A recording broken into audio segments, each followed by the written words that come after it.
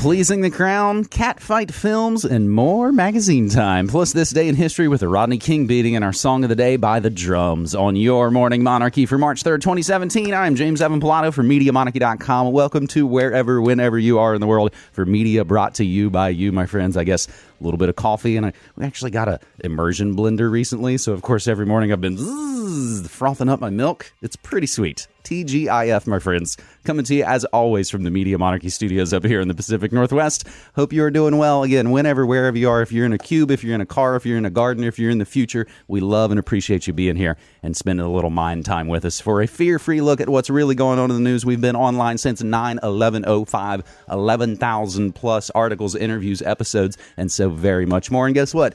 It's brought to you by you. Huge thanks to all our supporters, all our patrons, all our donors, all of you. MediaMonarchy.com/support has all the links up for Bitcoin and snail mail and PayPal and Patreon as well. And a huge thanks to our latest patrons. That's Robert S. and also Archaic Audio. Now, is that the same Archaic Audio? That's the Brooklyn cassette label we've been playing all this week on Pump Up the Volume with a long, dark ambient and some doom metal pieces. And we'll actually begin your last Pump Up the Volume for a New Music Friday today with more music on cassette. Archaic Audio, or is that the same as Archaic Revival Records? I guess probably not. But this actually brings up a very good point. And I got an email in the night or this morning from our friend Matt who said, hey, I've been a supporter for months. I've never gotten any of these newsletters you talk about. I've never gotten any thanks that says, hey, thanks for being a supporter. I said, holy crap. Huge apologies, Matt. I'm going to dive into that this afternoon and see what the dealie is. It's probably my fault. Also, I heard from Elaine this morning. Said they're having a little bit of fiat currency issues. PayPal, Patreon, the cards, all that stuff. Patreon, or rather PayPal, they're changing shit every other day that makes it difficult.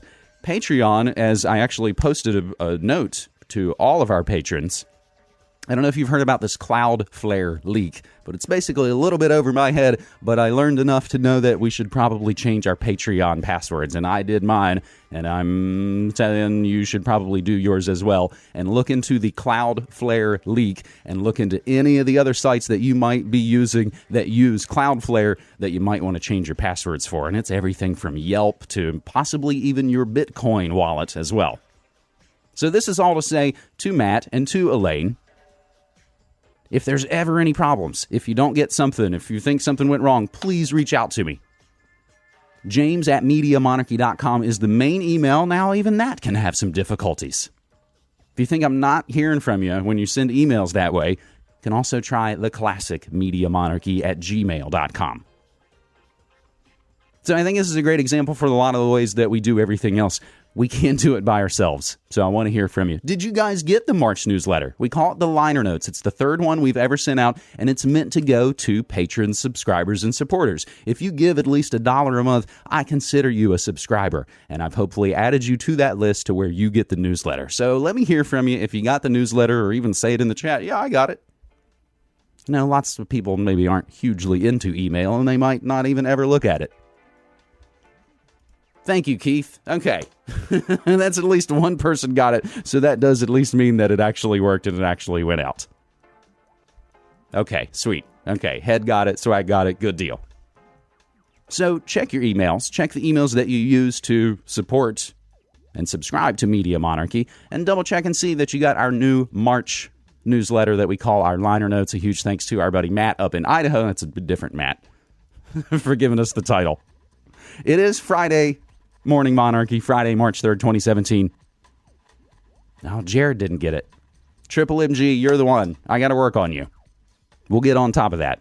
And I'll also probably get a producer to help out on a little bit of our member services, if you will. Swag, I'm looking at you.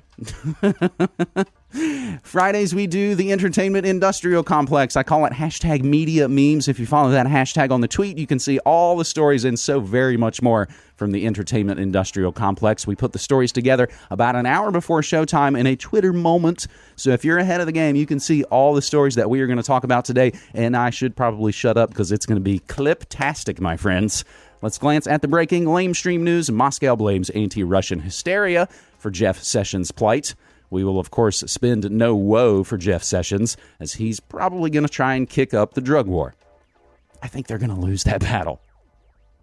Former journalist arrested, charged with threats against Jewish facilities. Now, we talked about this a little bit on yesterday's Holy Hexes show. Authorities investigating recent bomb threats against Jewish institutions across the country arrested a former journalist on Friday and said he was behind at least some of the threats as part of a campaign to harass a woman. So we'll see what shakes out of that. And, of course, I was even also seeing more racist graffiti from up in Lake Oswego.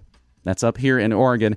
And I will tell you, sometimes they refer to it as Lake No Negro because it's totally white, just like Portland is. So it'll be interesting to see who's actually behind the racist graffiti in this situation. We'll be watching that as well.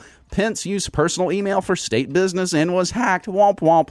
Fill in the swamp, my friends. Kimmel fails to press George W. Bush on Trump. Shocker.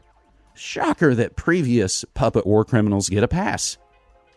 Euro lawmakers press EU to impose visas on U.S. citizens, and Snap stretches the limits of give a fuck. Because we don't. You know, the Obamas got massive book deals, and we're also just seeing stories come out of South by Southwest, which is going to kick off here in just a couple of weeks, threatening to arrest all kinds of performers who do anything illegal, basically sounding like the police state South by Southwest. So if you see any info on that, please send it my way, hit it on the tweets. And again, you can always email me, james@MediaMonarchy.com, or the classic MediaMonarchy@gmail.com. Immigration, music bookings, and a South by Southwest music controversy. Now, you know what's fun sometimes is to take part in the little memes in the games that you see on the tweets. I don't know if you follow Anarchy Ball, but they're very fun, and they do lots of hilarious cartoons and lots of memes and themes that are great to just pile onto. It's fun. It's fun to make the art. I don't know if you mess around with Photoshop or if you even use the open source, something like GIMP or others. There's even lots of browsers that'll let you make the memes. If it pleases the crown, might I pump my own fuel in Oregon? No, you can't. Because much like in New Jersey, Oregon, only certified gasoline technicians have the credentials to dispense your own fuel because someone might mess up. That's my entry into the hashtag if it pleases the crown meme that anarchists and other Anarchy Ball and other fans of the Media Monarchy Kingdom are getting into. So I hope you share that one as well. Now, I wasn't able to get hashtag Oscars so what trending, but we tried. We worked a little bit on it. You know, my favorite part of the Oscars is when street artists head out ahead of time, and a fantastic follow-up from his 2015 work where he had the Oscar statue bent down doing giant lines of coke in L.A. Conservative artist Sabo follows up for 2017 Oscars. Conservative street artist Sabo is mocking this Sunday's Oscars using fake Redbox kiosks and a line from a Quentin Tarantino movie. Why do we feel it's necessary to yak about bullshit in order to be comfortable? Not that line. This line from Tarantino's True Romance.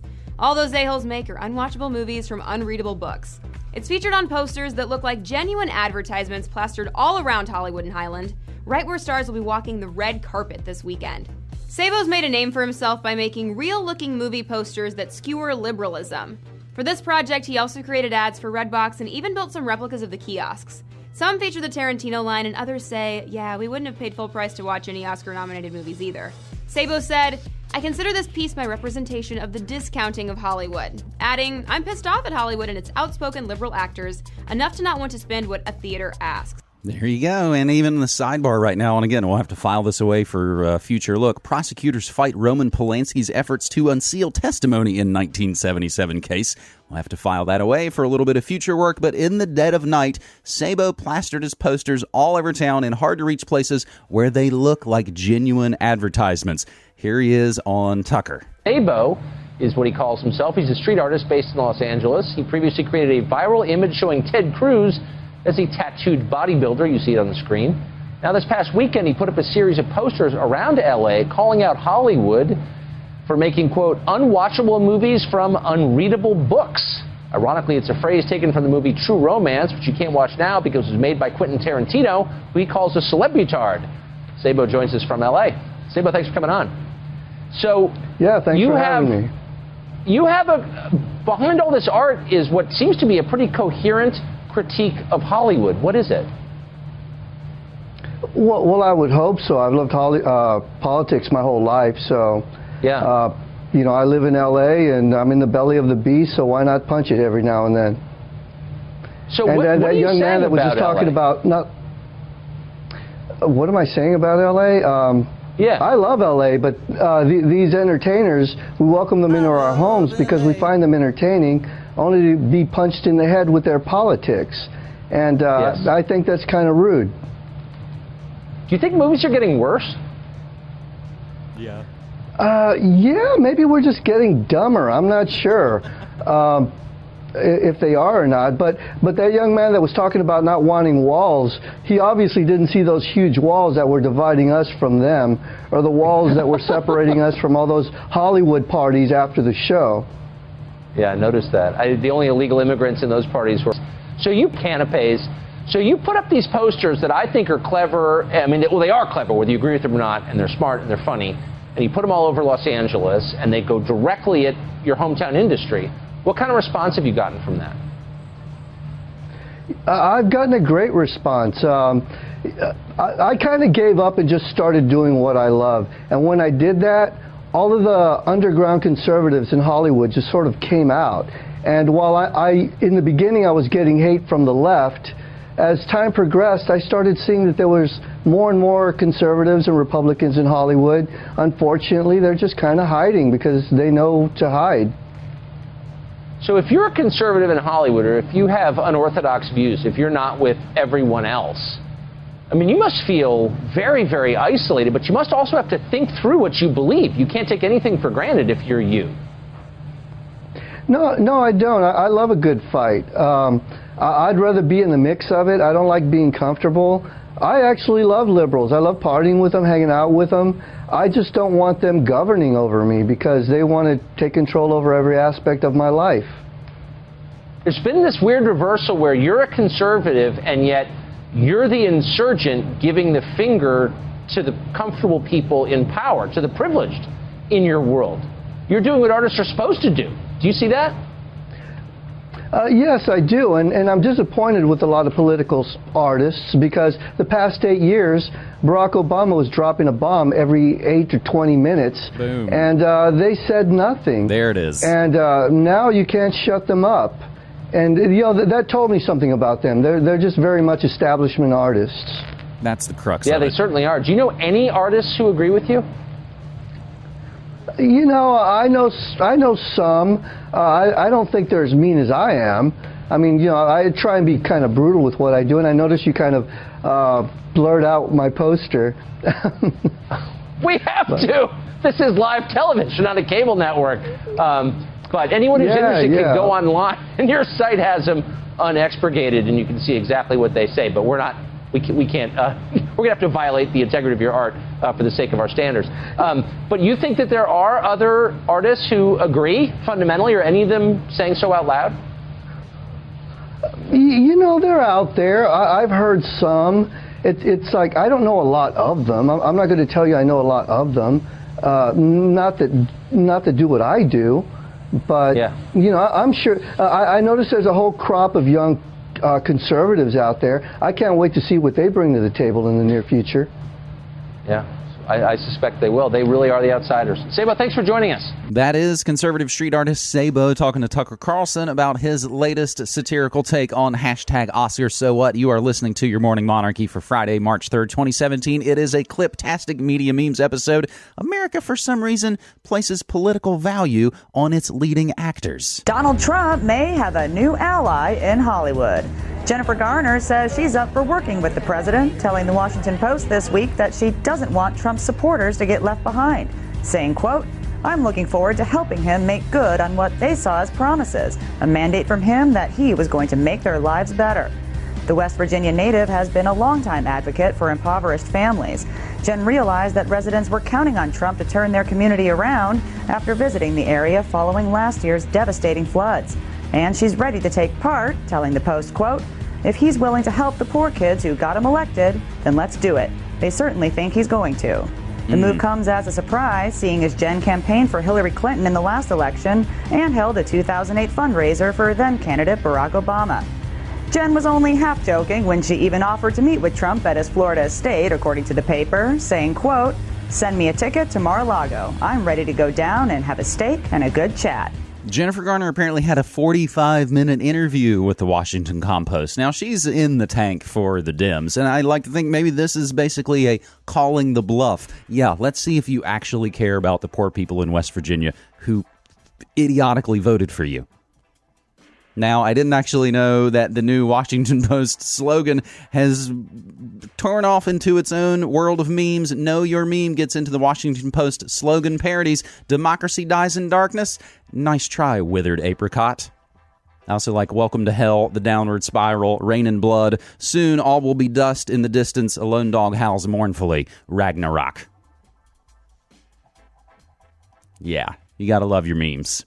You know what other memes we are tracking in the entertainment industrial complex? We talked about it last week when it came to the National Geographic, and of course, how it relates to the powers that shouldn't be and Kuru. Oh, that's right. It's the latest hashtag normalized cannibalism show. It's on Netflix, and it's called Santa Clarita Diet. Guess what Kelly told me last night? She and Ben are selling their home. It's a beautiful property. Great location, new kitchen. I think they'll give us the listing. Drew That'd be Barrymore. great, honey. We can't be realtors if we don't have listings.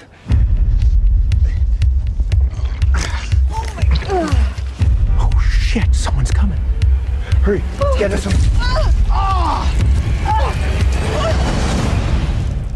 Act casual.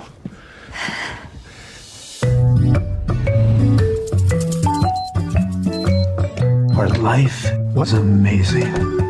But something happened to my wife. I can't feel my heartbeat. What? She threw up this. I didn't have formaldehyde, so I saved it in olive oil.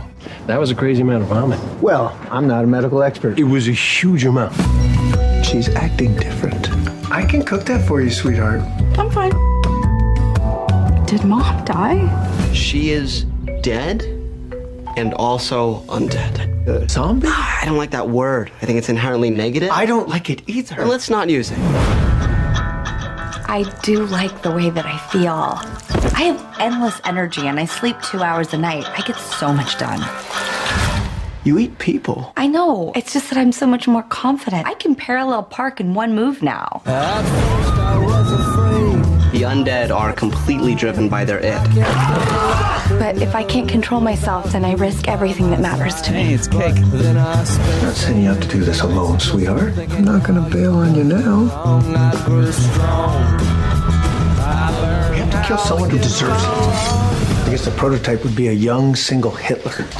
God, we'd be heroes. I will survive, yeah, as long as I know how to love. I know Shit, you guys are not great at this. got all my life to live. From now on, we fuck everything up together. I will survive. Boom. Yeah. What kind of realtor are you? Residential, but commercial on request.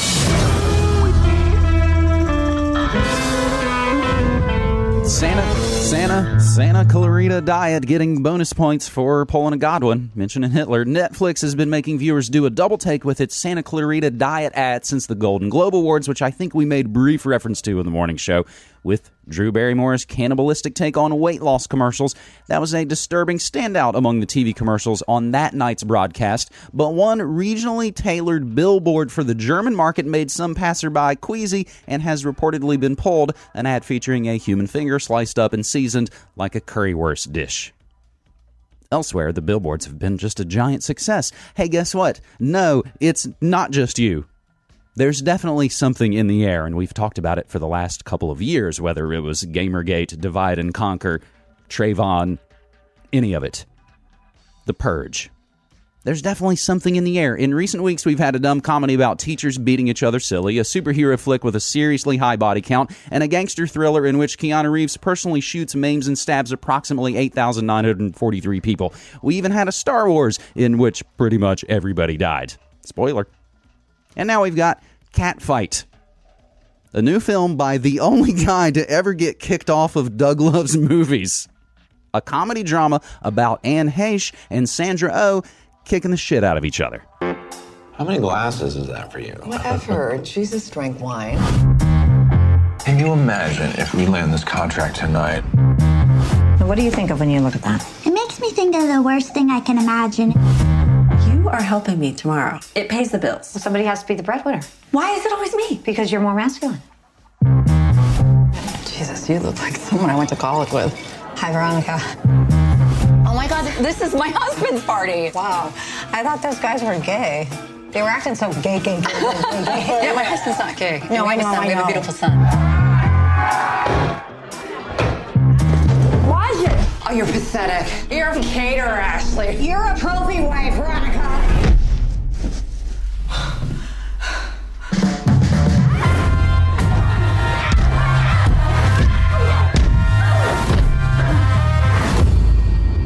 Mrs. Salt, my name is Dr. Jones. You've been in a coma for 2 years. What? You sold all the work. Oh my God. I'm happy you regained consciousness when you did. You're out of money. You're pregnant. It says polyester. A baby's skin can't touch polyester. No family, you're broke. But you look very pretty in your uniform. I lost everything because of her.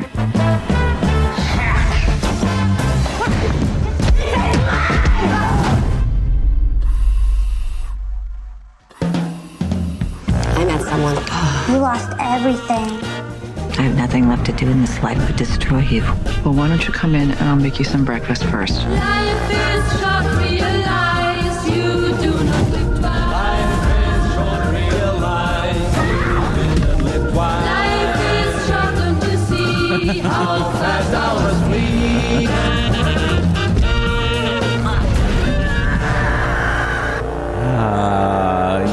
Yes, MetaMeme, you did tune in at a very strange spot in this podcast. You are listening to the Media Memes edition of your Morning Monarchy for Friday, March 3rd, 2017. I'm James Evan Pilato from MediaMonarchy.com. Owner Turkle.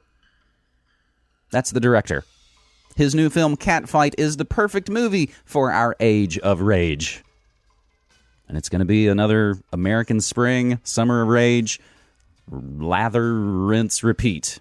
Now, here's the other interesting part noted in the chat. You know, it would be great is if all of this programming, all of this propaganda, all of this cannibalism, divide and conquer, and then they roll out the police state and we get along just fine without them and go around them.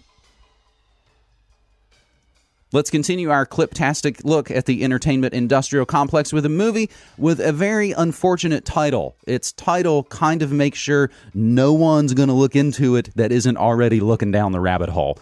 As scripted by Jack Thorne, who also wrote the stage play Harry Potter and the Cursed Child, National Treasure, a new miniseries on Hulu, is inspired by Operation U-Tree, an investigation into allegations of sexual abuse committed by numerous prominent British entertainers, most notably BBC TV personality Jimmy Savile, who was posthumously revealed to be a chronic predator and pedophile who raped or abused hundreds of children and women. John Lydon warned about it. I asked him about it. I played that clip for you before. Some of those accused in U-Tree were arrested and convicted. Others were not. Audiences across the pond who watched National Treasure last fall in the UK already, when it first aired on British television, likely had all of this context in their heads, which enhances the sense of suspense. Now here in the States, only a handful of people are actively thinking about the pedophile priests and the powers that shouldn't be. This is called National Treasure. The thing is, Dad, I understand shame. I know you do, Donnie. But I'm not sure it's shame I see from you. I'm Paul Finchley. Sir, you're a legend. You've no need to introduce yourself to anyone in this room. Mrs. Finchley? Yes. We're here for a word with your husband. Word about what? There's been an allegation of rape made against you. Some kind of joke. 7 women now have come forward. 7? I've been accused of a crime, and there is, I think, a presumption of guilt. Yeah, I'm ready. Talks about your drug addiction, your suicide attempts. I need to know you haven't left our kids in danger. The times you came home smelling of whichever woman I'd understand. Well, this is not one of those times. Do you really not remember anything? Or do you want not to remember? I would never hurt you. You have no reason to doubt him. It is a witch hunt. They should look, because I may have married a monster, and I am bored with dishonesty. What if you did it to me? No. Couldn't that be the reason that I am what I am? Are you sure you didn't hurt her? I wouldn't. You know that. I'm not sure I know anything anymore. I didn't do this. UK drama miniseries National Treasure, inspired by Operation Yewtree, the Jimmy Savile BBC pedo rape cases, premieres on Hulu this Sunday, my friends. You got to be listening to The Morning Monarchy. I'm James Evan Pilato from MediaMonarchy.com. It is a clip-tastic show. And even our friends in the UK say they hadn't actually heard about that show and would probably have a hard time watching it had they known about it. It's going to get a little better. We got magazine time coming up. We've got a fantastic new documentary called Where It Began about indie music from 77 to 2000, and even a documentary about 78 RPM films. But first, a darker look with a new documentary exploring the troubled, brilliant life of pianist Bill Evans.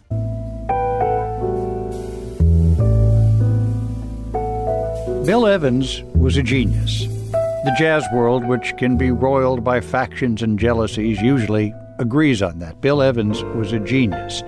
He was a composer and pianist with a light, lyrical touch that was once described as what you might hear at the gates of heaven. But like many geniuses, Bill Evans died too young, in 1980 at the age of just 51, after years of heavy drinking, cocaine, and heroin addiction. A new documentary helps capture that genius with interviews with musicians, family members, and Bill Evans himself. I was in my little apartment on 83rd Street, just big enough for my piano and bed, just woodshedding in that apartment. I think those were the most productive 3 or 4 years of my life. Bruce Spiegel made the film, Bill Evans, Time Remembered. And Bruce Spiegel joins us from the studios of WABE in Atlanta. Thanks so much for being with us. Thanks for having me. I really appreciate it. What was it like to hear Bill Evans play? Well, I got to Bill Evans very late in my life, and when he hit me, it really hit me hard. The beauty of his playing, the magnificence of it, it was tremendous. And I guess it was later in my life I started to listen to Waltz for Debbie, and I also listened to Polka Dots and Moonbeams, and I thought, geez, nobody plays the melody, the first 8 bars, like he played the melody. And the music just caught up with me and enraptured me, the emotional content in the music. Bill Evans was a Jersey guy by birth. He classically trained in piano at an early age. Moved to New York. How did he go from playing wedding gigs to working with Miles Davis? Well, that's a big journey, man. He started out just working on his chops, working on his harmonics, working on his tunes till he thought he was ready. Then he came to New York and he started just gigging around. He would take any gigs that came around, but people obviously knew he was good. And like everything else, the grapevine, Miles heard about him and heard his playing, and then it says, you know what, I like the way this guy plays. So he said, come down to Pep's in Philadelphia. You'll hang out with me. You'll play with me. And he heard Bill and he said, you know what? This is my man. And that's how Bill got in the group.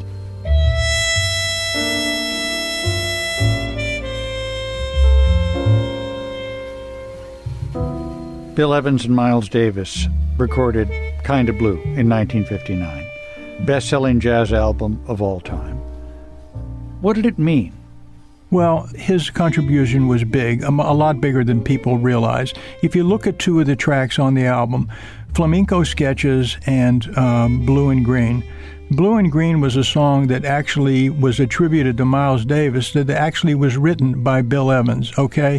The other composition was Flamenco Sketches, which was basically based on Bill's song Peace Peace from Everybody Digs Bill Evans.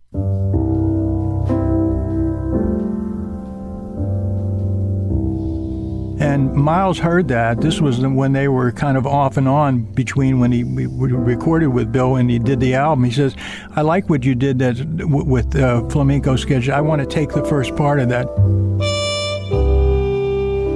And I don't think people realize his contribution to that record as much as they should. And I don't think that record would have never been the same without Bill Evans' participation in that music.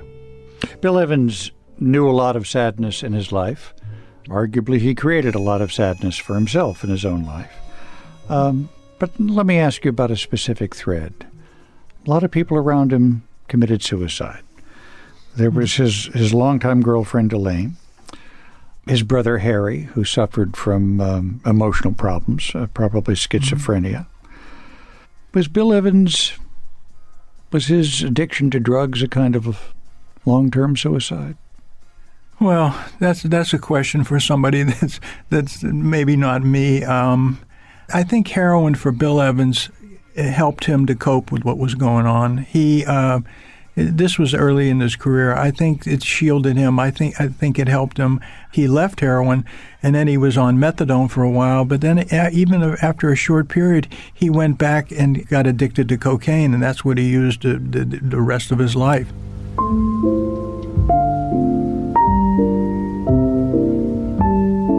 I think the most affecting Bill Evans composition, of which I know, is Waltz for Debbie.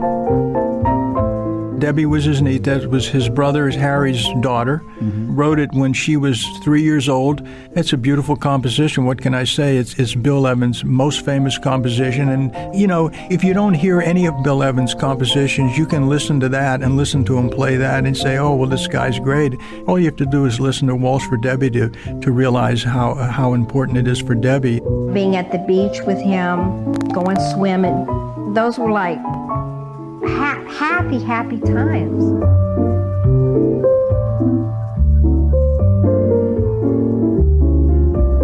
He always played it. It was like, you're here in my heart. You're here in my heart. She talked about how Bill was, and Bill really wanted to have kids, and that's the inspiration, I think. I heard from someone who's very big in the music business that Bill Evans sells more records now than he ever did when he was alive. What do you think his legacy is for people who love music today? Well, I got a couple of kids who are great kids. They don't really into jazz, but in the course of the making a movie, I played this song for them, and they say, Jesus, that's pretty good. So I think it's interesting that people are rediscovering Bill, and part of the reason I'm doing this is because I want people to rediscover Bill. I think he's a great American artist, and I think more people should listen to and respect the beauty that he was able to create. So I feel good that I did this film, that's for sure. Bruce Spiegel, he's the director of Bill Evans, Time Remembered. Thanks so much for being with us. Thank you for having me. I really appreciate it. That's NPR's amiable warmonger, Scott Simon, talking to Bruce Siegel about the new documentary, Bill Evans, Time Remembered. And you are listening to The Morning Monarchy for Friday, March 3rd, 2017. I'm James Evan Pilato for MediaMonarchy.com. I think the biggest question everybody had in the chat after listening to that is, how are you all coked out and make music that chill? We'll have to find the answer to that question somewhere else, my friends, as we now turn the record over for a new documentary called 78 RPM. I'm interested in the correspondence you can find between the beauty of 16mm analog film and the beauty you can hear on 78 record, acoustically produced on the gramophone.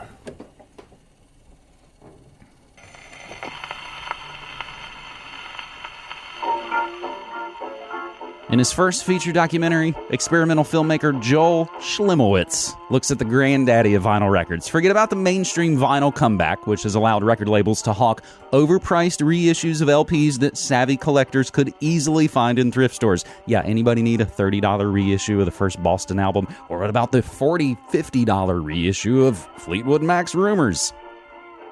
Joel Schlimowitz goes to the heart of retro music collecting in 78 RPM, a whimsical ode to one of the most durable formats in which music has ever been sold. Mixing conventional talking head interviews with black and white 16mm interludes, the documentary serves in part as a way for viewers in cities without a thriving old-timey scene to get in on the action vicariously. Niche theatrical booking should find an audience with a reasonable video afterlife targeting diehards.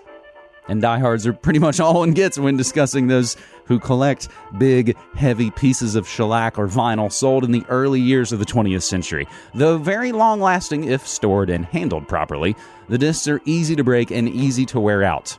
You can listen as one man who repairs antique record players describes the difficulty of getting newbies to replace their steel needles before they grow dull and destroy the groove. Many of Schlemowitz's interviewees go whole hog, DJing dance parties in vintage garb and lugging several huge gramophones out to each location. Those folks make colorful subjects for some of the movie's charming antique-style episodes where we see revelers at various kinds of house party and in-staged tableau. Other, less costume-prone speakers drop in elsewhere to talk of the history of recorded music. Thomas Edison isn't the only brilliant tinkerer in this story, and they also talk about the 78's proliferation. Enjoyable diversions take us to a museum devoted to Enrico Caruso, one of the format's first superstars, and to an archive devoted to non-Western records run by Excavated Shellac's Jonathan Ward. I think it's also interesting, sidebar note, to mention Enrico Caruso. Chuck Klosterman talks about him in But What If We're Wrong? Thinking about the present as though it were the past, Enrico Caruso was one of the most famous singers in the world. He was the first to sell massive millions amounts of records. He's no one now. Yes.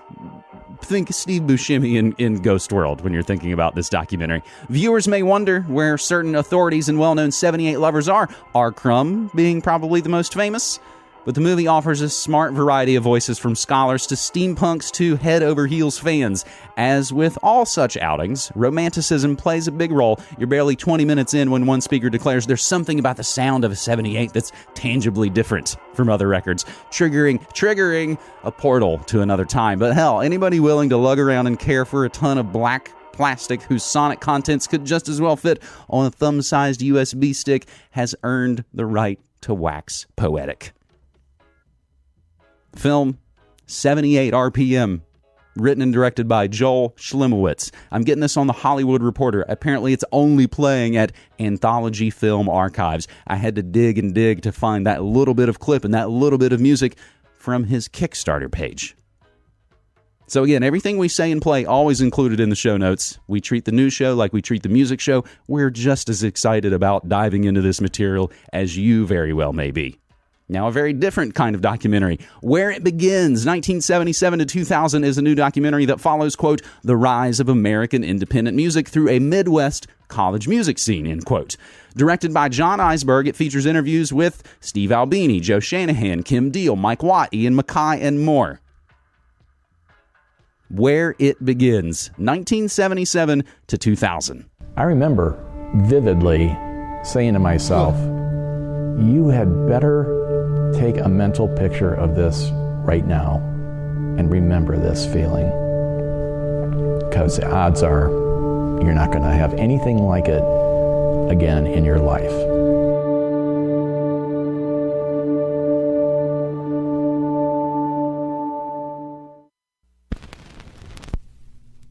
Yeah, I mean, you would have crashed at somebody's house the night before. Nobody ever stayed in hotels. You always just, you would have a friend in town, or you would make a plea from stage. That's actually a very effective way to find a place to crash. It's like before your last song, like before everybody has split, you say, you know, by the way, we're here from out of town. We don't have a place to stay. If anybody has a place where we all can stay, you know, come see me afterwards. Thanks for coming. Here's our last song, whatever. Or, you know, like if you have a few minutes afterwards where you're trying to sell t-shirts or whatever, just, you know, like if anybody engages you in conversation, you say, yeah, we're actually looking for a place to stay if you know any place. Right? So you inevitably you end up sleeping rough in these like unusual circumstances, you know, like, well, yeah, the apartment downstairs, there's nobody in it right now, but I have a key. So, you know, that kind of thing, you know, that shit happens all the time. And more than once, you'd end up at a place And the guy would say, yeah, you guys can crash here if you want. And you go inside and it would be like a punk house where it's just like fucking filthy, just vermin and garbage and, empty cans and shitheads everywhere, right? And then it was a race back to the van. Like the first person back to the van got to sleep in the van, When I was a teenager, I just rode with it. I was like, I want to play music. That's what I want to do. I want to write songs. I want to play in a band. I want to create this thing. Fuck yeah. There's actually only 2 clips available of where it begins, and I actually edited the 2 of them together. That's not how you'll find those videos. Those are 2 separate clips. That was Steve Albini talking about crash pads and the van. Robin Hitchcock, apparently it's his birthday today, and I was going to talk about him anyway. He's got a brand new album, his 21st solo album, coming out on Yup Rock here in the States, which is actually also the label to our good friend Sloan, who will be wrapping up your daily DJ set at noon today. We call it Pump Up the Volume. That's right, you get an hour of news in the morning, hour of music in the afternoon. A really interesting interview with Robin Hitchcock on Under the Radar magazine. Now, it basically starts out and he's pretty much freaking out about Trump and the environment and kind of your standard lefty topics. But it gets really interesting when they ask him, are you ready for self-driving cars and a more automated future? Robin Hitchcock says, quote, artificial intelligence is another force that wants to happen. The race is on between making ourselves extinct, climate change and a nuclear-empowered Trump, and making ourselves superfluous. The iPhone 13 should be smarter and more empathetic than we are. We're merging with our phones now. In a generation, they'll become implants, and then who knows? What will we do in driverless cars? Spend more time on the internet? Watch movies? Work out? I think if there's a future, it belongs to the items. Humanity is too unstable to last much longer without some drastic evolutionary leap akin to dinosaurs jumping off cliffs and growing wings. Most likely, we've been a phase that's about to end. We'll replace ourselves with machines, and consciousness of a kind will continue. These items will have all our old movies, and we'll get tears in their apps whenever they watch Casablanca. They may take human form as hermaphroditic Elvises and Marilyns. To them, we organic humans will be the mythical forebearers, Atlanteans or the like. That's Robin Hitchcock talking about the future.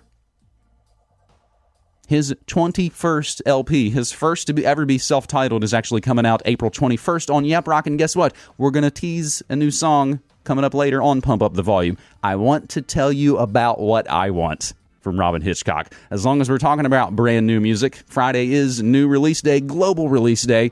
Some of the new things coming out this weekend for March 3rd, Ibibio Sound Machine. We played their amazing Afro pop last week on the new music shows. New records from Sandra Lerche, Chicano Batman. We love their song, Friendship is a Boat in a Storm. Not so big fans of their Super Bowl commercials. Another release from the long-running group Y. That's W-Y. W-H-Y with a question mark. Lucene, some ambient techno from Ghostly International. We've played a couple of great tracks from them on the show. New music also from Minus the Bear, Tim Kasher of Cursive and the Good Life, Colin Hay, Bela Fleck, and even a little alt metal from Danko Jones. All those new music's coming out today, and we will have an all-new music episode of Pump Up the Volume coming up in about 2 hours and 15 minutes from right now, my friends. You are listening to The Morning Monarchy for Friday, March 3rd, 2017. I'm James Evan Pilato, your host, webmaster, DJ, and so much freaking more from the MediaMonarchy.com kingdom. I want to take a quick look at magazine time, my favorite form of disposable media, my friend. This will be the second installment of magazine time, and all of these things I have as actual print things in my dirty, dirty hands. All of these articles, however, I believe should be available for you whenever, wherever you are in the world, and we'll put together these links as well. One of my favorites is called Record Collector News. Now, this is a magazine you can find in the doorways of maybe a lot of your favorite record stores. Sometimes it might be empty. I sometimes miss them. I actually spend a couple of bucks to subscribe to it and get it in the mail. Really interesting article about the Kinks in mono. A just-released vinyl box set contains the Core Pi Reprise catalog in glorious mono, mastered from the original analog tapes. Now, I may have made some brief reference to not knowing a huge amount about the Kinks. That's what's great about being a music nerd, is that you always know There's all these other areas that you're going to get into at some point. I'll dive in to research them, and I know I'm going to dig it. I've only ever really had one Kinks record I had back in the day, and it was kind of a best of, and it got me into them. Ray Davies of the Kinks notes about these days, I wanted the tracks to sound how we would play them live. I wrote lots of songs for a particular sound and production. So I suppose we can file that right along with the 78 RPM nostalgia, the mono reissues from the Kinks. Now, I also get NME in the mail. That's the New Musical Express. Holy shit, is such a gigantic propaganda piece. You have to look past about half of it. They are pushing massive cultural agendas. Really interesting to be able to look at it from over here in the States at what they're pitching the folks in the UK. Now, of course, they have a ton of great music. But a really interesting thing, and I got to ask you guys, did you know that Trainspotting 2 was out, and it's already out, and it's in the UK, and the soundtrack, and all that stuff? Here in the States, crickets. An exotic bomb that went off in British culture they call Trainspotting. And now T2 hits cinemas. So here's the interesting question about Trainspotting 2. Is it a giant turd and they're not going to push it over here in the States? Or are they just waiting and they're going to slowly introduce the idea? Maybe they know it's not going to fly here in the States. Maybe Brexit has changed everything. A really interesting take on what may or may not be the deal with Trainspotting 2. Run the Jewels are also interviewed in a recent issue of NME as well, and of course they are hilarious. LP notes, as a guy who grew up on dystopian science fiction, you can't help but be morbidly amused. It's scary but hilarious in a fucked up way. It's the folly of man. It's also incredibly dangerous and deadly. The stakes themselves make the gallows humor that much more potent, but that's me. If I had an executioner's gun to the back of my head and he farted, I'd laugh. I also get a local magazine called Vortex PDX, and it's really, I find it interesting watching the two kind of indie local magazines. There's one called 11, which we mentioned on our previous installment of Magazine Time, and this magazine, Vortex. 11 has basically taken the angle of, yay, everything's great. We love that tens of thousands of people are moving to Portland and it's going to be awesome. Vortex has kind of taken the opposite tack of, oh my God, it's terrible. What are you going to do? What can people of color do? What can poor people do? Music is screwed. Oh, is there hope in 2017? That's the cover story of the latest issue of Vortex out of Portland. And the one thing I want to point out in there is Portland artist Sally Ford, as we played the new song Middle Child for her upcoming record Soul Sick. And we've had the opportunity to talk to her and get to meet and greet with her at the old radio job. The last thing we'll point out here in Magazine Time is in the latest issue of Magnet Magazine, which features Ty Segall on the front cover. They have a conversation with Steve Jones. That's right, he's got a new memoir. It's kind of hilarious, and they even say, don't mean this is an insult, but we never got the idea that you were any sort of a reader. And he basically says, nope, never was. I've read this book and one other book, and that's pretty much it. That's Magazine Time, my friends. My favorite form of disposable media. That will be posted up as well. Everything we say and play noted in the show notes. All those stories mentioned on our latest Twitter moment. So you can get all those stories ahead of time and just follow the tweets. Hashtag media memes for all your entertainment industrial complex news. So many other stories we don't cover. Spotify has now more than 50 million paid subscribers.